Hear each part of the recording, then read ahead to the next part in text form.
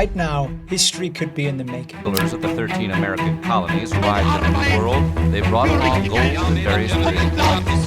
But like everyone else who ever carried around their trip, they quickly ran out of money. This left them with no means to buy food or other necessities. For half a century, the US and Saudi Arabia have been making each other very rich through something known as the petrodollar. Petrodollar is a term used as the US dollar as the currency for global crude oil transactions.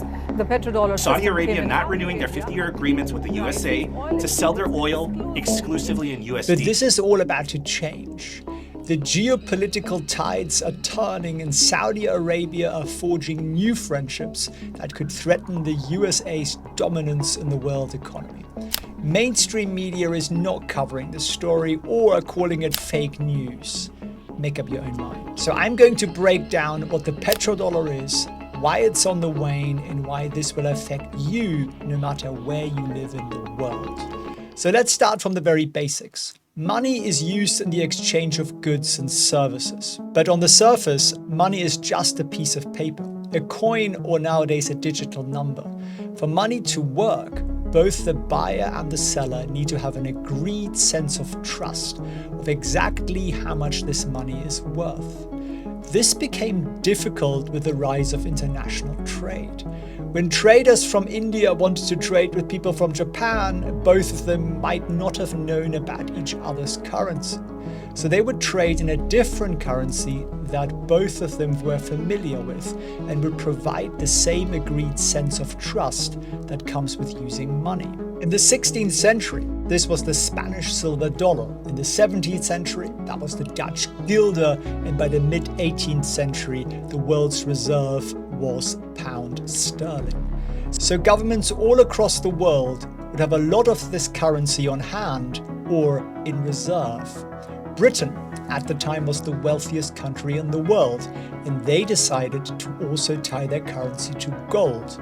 For all the money they had, they also had a fixed amount of gold in reserve too.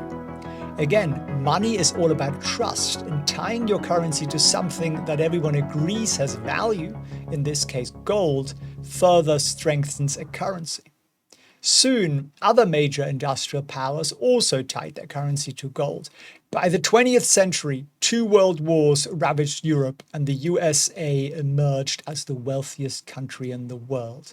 In 1944, the Bretton Woods Agreement was signed, where it was agreed that the dollar would become the world's reserve currency and would also be tied to reserves of gold. While this worked to an extent, tying the dollar to gold caused further problems. By the 1970s, Israel fought in the Yom Kippur War against Egypt and Syria, and the US assisted its ally Israel. Israel technically won this war, but you could argue that the country that ended up benefiting the most from this war was Saudi Arabia. In solidarity with their fellow Arab countries, Saudi Arabia punished the US and other countries for supporting Israel by no longer selling them oil. This lack of oil made the overall price of oil incredibly expensive. This caused mass inflation, as you can see from this graph. Inflation just simply shot up in 1973. Imagine the price of gas in your car suddenly quadrupled. Would it even be worth going to work? This also spelled bad news for the US government. Mass inflation and mass usage of the dollar meant there were 4 times as many dollars in circulation than there were actual gold in their reserves. So President Nixon made a few small changes that would alter the course of history forever, and the petrodollar was born. Nixon basically abandoned the Bretton Woods system, meaning that the dollar was still the reserve currency, but it was no longer tied to gold. To replace the gold reserves, Nixon needed something else to enhance the trust and confidence people had in the US dollar. I have directed the Secretary of the Treasury to take the action necessary to defend the dollar against the speculators. And at the time, oil was the new gold. As part of the deal, the US would continuously buy a huge proportion of Saudi Arabia's oil and also provide them with economic and military protection. In exchange, Saudi Arabia would spend their profits on US government bonds. A bond is simply an IOU. You buy an IOU for $100 off the government, and the government will give you back $100 plus interest at a later time. Saudi Arabia needed to convert the Saudi currency of the rial into dollars. This increased the demand for dollars and subsequently increased the dollar's value. So the reason why Taylor Swift's tickets are so expensive is that there is a high demand. If nobody liked Taylor Swift, the value of these tickets would plummet. So the US government simply increased the demand of the dollar and increased the value. As well as increasing their value, these dollars also kept interest rates low because the US had so much cash from Saudi Arabia for their bonds. This extra cash made it easier to give out loans, so the interest rates went down. This is also great for an economy because the more loans, the more investments, and the more money moving around in an economy. With the dollar, Saudi Arabia also had a stable currency to sell its oil, so Saudi Arabia soon decided to sell oil only in dollars. This became known as the petrodollar. This was a win-win for both sides. Saudi Arabia got to trade their oil with a stable currency, and the US had more dollars floating around the world's economy. However, this arrangement may not be around for much longer. Despite being allies for half a century, tensions have been bubbling under the surface between these two nations and could have consequences that span across the globe. Tensions between Saudi Arabia and the US were particularly heightened during the death of a man named Jamal Khashoggi. Khashoggi had fallen out of favor with the Saudi government in 2017 and fled to the USA. By 2018, he needed to obtain divorce documents so he could marry his new Turkish wife. So he decided to visit the Saudi embassy in Turkey. It was within these walls that he was killed by Saudi agents. The US was not pleased. There are also several conflicts around the world where Saudi Arabia and the US are at odds. Saudi Arabia has intervened in civil war in Yemen, and the US has shown little support for this measure. Saudi Arabia has also been shocked by Biden's attempt to do a nuclear deal with Iran, as well as the US's exits from Afghanistan. 50 years on, Saudi and the US still see themselves on opposite sides of the fence on the Israel-Palestine debate. So the more things change, the more things stay the same. But maybe above everything else, the US is buying less and less oil. In the early 1990s, the US imported 2 million barrels of Saudi crude oil a day. But by 2021, this number had plummeted down to less than 500,000 barrels a day. And things have really changed in the past 3 decades. In the 1990s, the US was the undisputed leading economy. However, with the rise of China, this is no longer the case. And while Saudi's relationship with the US is floundering, the Gulf states' relationship with China is blossoming. China has also helped Saudi Arabia develop ballistic missiles, helped with their nuclear program, and invested in Saudi Arabia's 170-kilometer long skyscraper NEOM. And perhaps most important of all, China is buying almost 2 million barrels a day. Of course, Saudi Arabia might also be flexing its muscles in the same way that people threaten to leave their job or their relationship in the hope that the existing ones will get better. Saudi Arabia might also merely be engaging with China so that the US will finally take notice. And since 2018, China has launched oil contracts that are priced in its own currency of yuan. These contracts have become incredibly useful for countries that are facing economic sanctions from the UN, such as Iran and recently Russia. And these sanctions in the long run could do more harm than good for the US. After the country's invasion of Ukraine, the US froze over $300 billion worth of Russian central bank assets. And many other countries thought, well, what if the US does the same to me?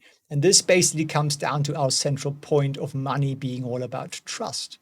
It was reported in Bloomberg that the dollar suffered a stunning collapse in 2022 in its market share as a reserve currency, presumably due to its muscular use of sanctions. exceptional actions taken by the US and its allies against Russia have startled large reserve holding countries.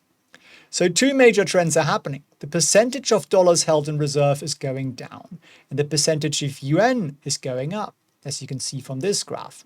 Shares of the black line of the dollar have continued to go down, whereas shares of the Chinese yuan are already on the steady path upwards.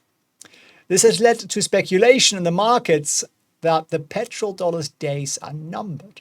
We could be expecting the rise of the petro-yuan. So what would this mean for the US, and what could it mean for the world's economy? What could happen is essentially a reverse of what happened in the 1970s. The introduction of the petrodollar strengthened the value of the US dollar. So it follows that the abandonment of the petrodollar would weaken the dollar. A weaker US dollar means that goods in other currencies are now more expensive, meaning that foreign goods are now more expensive for the average American.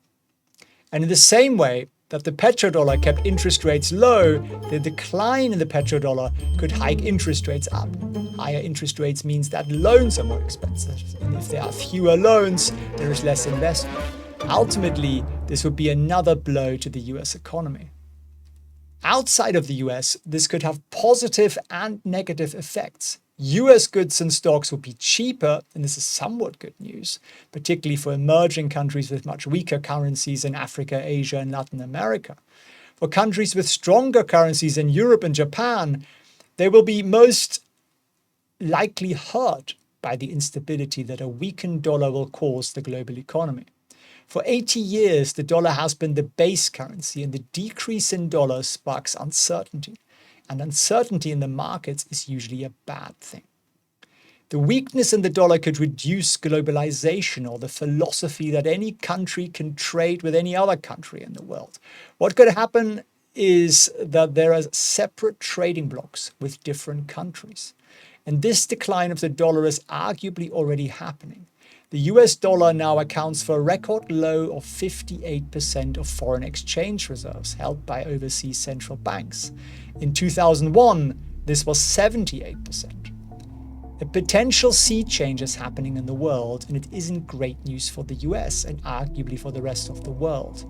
Around the same time that the US introduced the petrodollars, they also set up the G6, an informal alliance with major countries such as France, Germany, Italy, Japan, and the UK.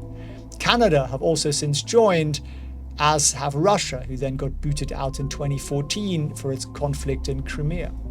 At the moment, it's called the G7. But in recent years, a new group of advanced economies has also come to the fore and could break the established order of the G7. These are what's known as the BRICS countries, which stands for Brazil, Russia, India, China, and South Africa. At the moment, the BRICS and the G7 contribute almost the same amount of the world's GDP, which is roughly about 30% each. China is very much the dominant player in this group, and these countries have made specific moves to maneuver away from the dollar and focus on their own currencies. In 2023, Brazil and China announced that their trade would be done through their own currencies and without a single dollar passing through. There's also been speculation that a BRICS currency working outside the dollar could also be in the works. And this is where things get really interesting. Saudi Arabia has shown interest in becoming a BRICS country, and this could be their formal declaration of showing which side they're on. So is this like what we saw in the 20th century? Is this like when the British had to concede that they were no longer the wealthiest country in the world and had to hand over their reins of the reserve currency to somebody else? Well, while the decline of the petrodollar could spell bad news, it'll likely take longer than most people think. Why? There's simply no accepted alternative. Unless Bitcoin becomes a stable currency, something that all governments will aim to avoid so as not to lose ultimate power. But whatever risks that the BRICS pose to US dominance in the markets, it'll certainly not happen overnight. While I mentioned earlier that the dollar was at an all-time low of 58%, it is still much higher than the yuan, which is at less than 2.5%. So for now, the dollar is still very much king. But maybe, like the Spanish silver dollar, the Dutch guilder, and the pound sterling, the US dollar will one day be replaced. If you want to learn how to make money from your money, And it took me years to figure this out.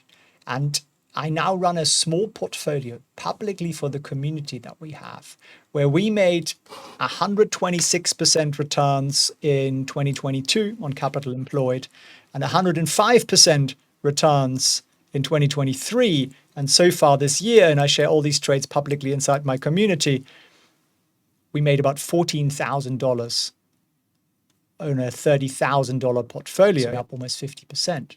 And you might think this is fluke, but it isn't, because it's actually based on a relatively simple rules-based system that I teach anybody who wants to learn it for free.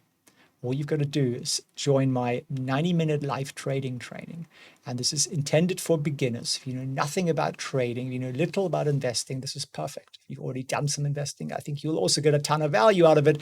And I will deliver you literally my whole system, my whole protocol that I learned as a former banker and now have the fortune to share with hundreds of thousands of people. If you enjoyed this video, share it with a friend, and see you at felixfriends.org/webinar, which is the link in the description at the very top.